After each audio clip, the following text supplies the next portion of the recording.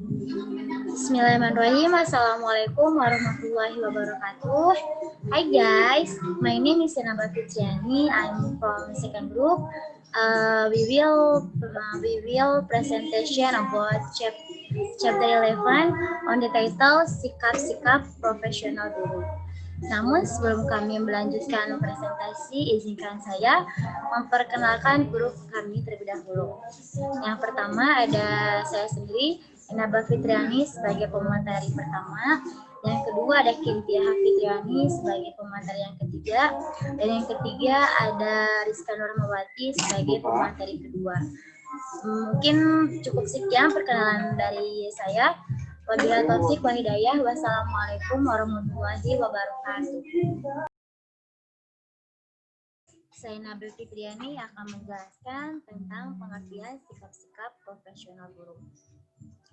Menurut Thurston menjelaskan bahwa sikap adalah gambar kepribadian seseorang yang terlahir melalui gerakan fisik dan tanggapan pikiran terhadap suatu keadaan atau suatu objek.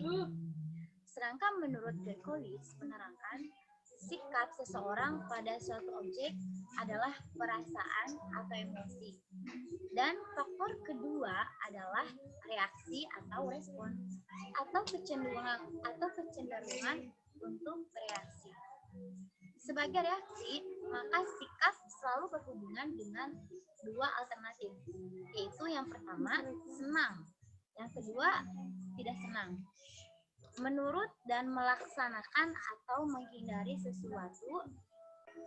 Dan sikap profesional adalah pekerjaan atau kegiatan yang dilakukan oleh seseorang dan menjadi sumber penghasilan kehidupan yang memerlukan keahlian, kemahiran, dan kecakapan yang memiliki standar mutu nilai atau norma tertentu serta memerlukan pendidikan profesi.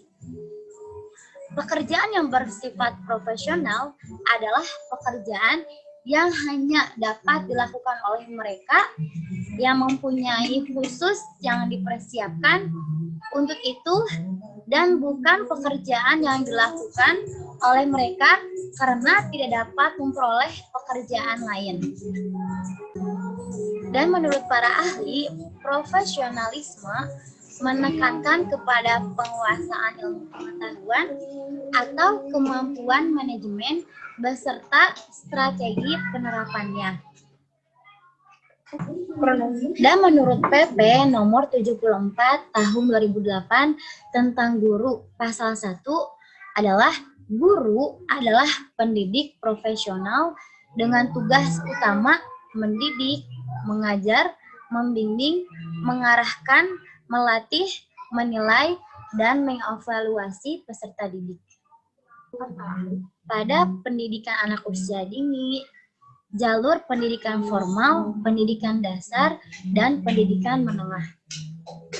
Dan berdasarkan beberapa pengertian di atas, ditambah dengan pendapat para ahli, dapat ditarik kesimpulannya bahwa sikap profesional guru adalah suatu kepribadian atau respon yang menggambarkan kecenderungan untuk bereaksi sebagai seorang guru yang memiliki kompetensi yang dipersyaratkan untuk melakukan tugas pendidikan dan pembelajaran yang ahli dalam menyampaikannya.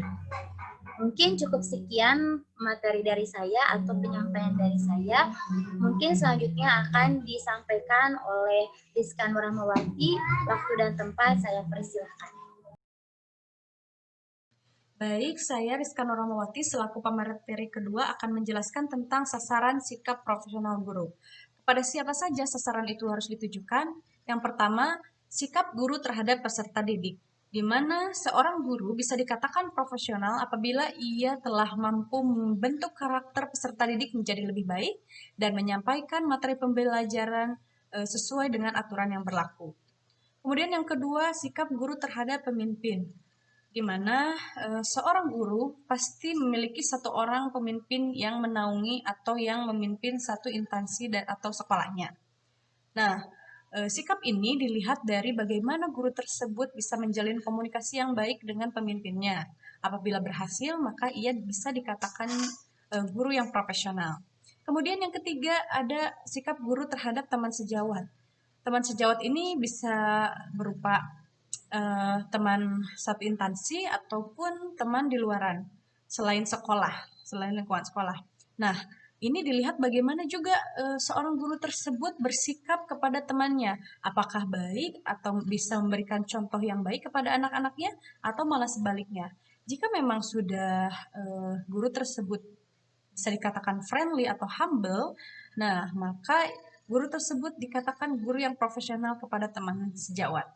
Kemudian yang keempat ada guru atau sikap guru terhadap pekerjaannya, di mana seorang guru dituntut untuk bisa menyamaratakan peserta didik, baik dari segi karakter ataupun sikap yang begitu banyak ya dalam satu kelas. Seorang guru dituntut untuk bisa menaklukkan kelas tersebut gitu. Jadi bagaimana materi bisa tersampaikan kepada semua peserta didik dengan kemampuan peserta didik yang berbeda-beda. Nah, apabila ia berhasil, maka ia dikatakan profesional dalam pekerjaannya. Kemudian yang kelima ada sikap guru terhadap organisasi profesi. Seperti yang kita ketahui bahwasanya guru di Indonesia dinaungi oleh organisasi PGRI. Jadi, seorang guru dituntut untuk lebih aktif tidak hanya di dalam kelas atau di lingkungan sekolah, namun juga di luar sekolah. Jadi mereka seorang guru itu harus bisa menjalin komunikasi dengan guru-guru lain dari instansi-instansi lain atau wilayah-wilayah lain. Jadi seorang guru tidak bisa menjadi independen gitu. Kemudian yang selanjutnya ada sikap guru terhadap perundang-undangan.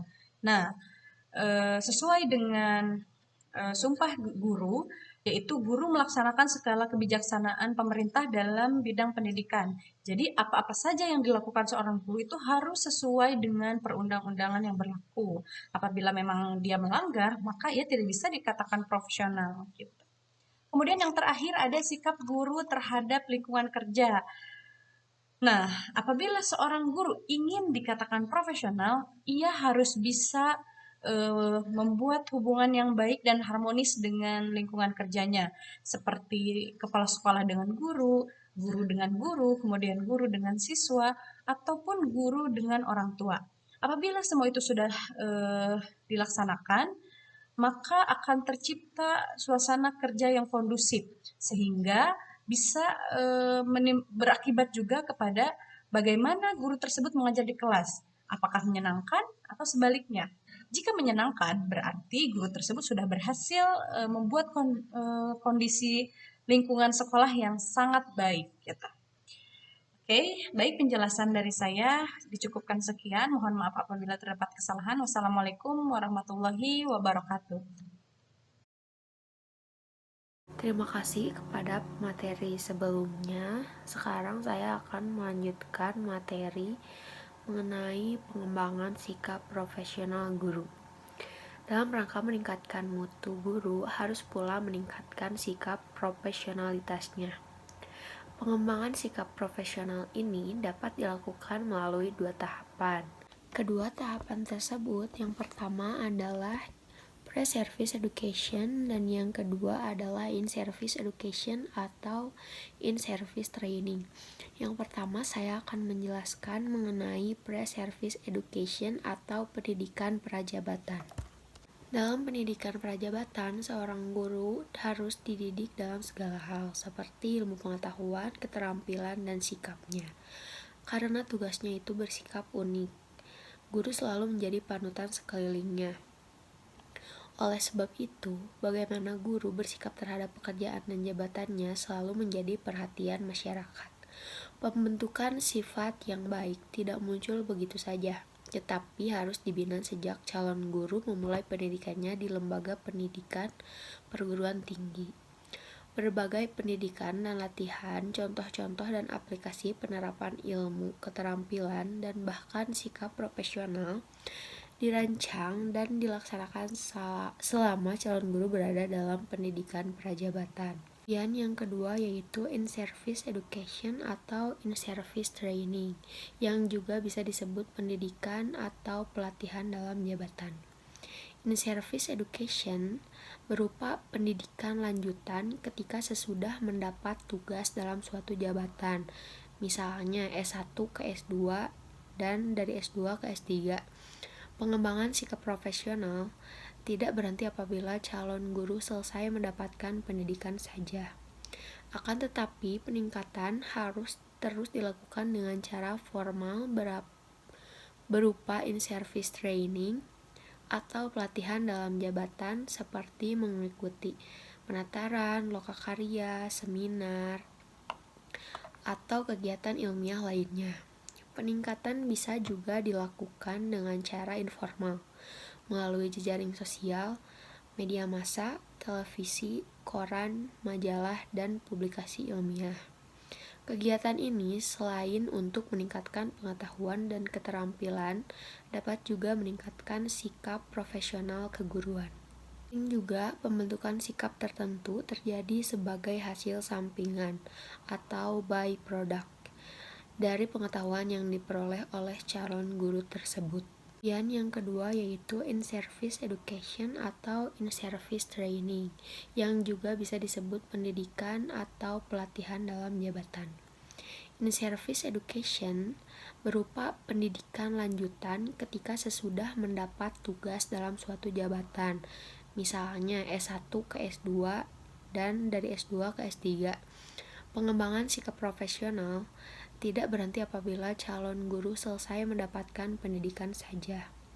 Akan tetapi, peningkatan harus terus dilakukan dengan cara formal berupa in-service training atau pelatihan dalam jabatan seperti mengikuti penataran, lokakarya, seminar, atau kegiatan ilmiah lainnya. Peningkatan bisa juga dilakukan dengan cara informal, melalui jejaring sosial, media massa, televisi, koran, majalah, dan publikasi ilmiah.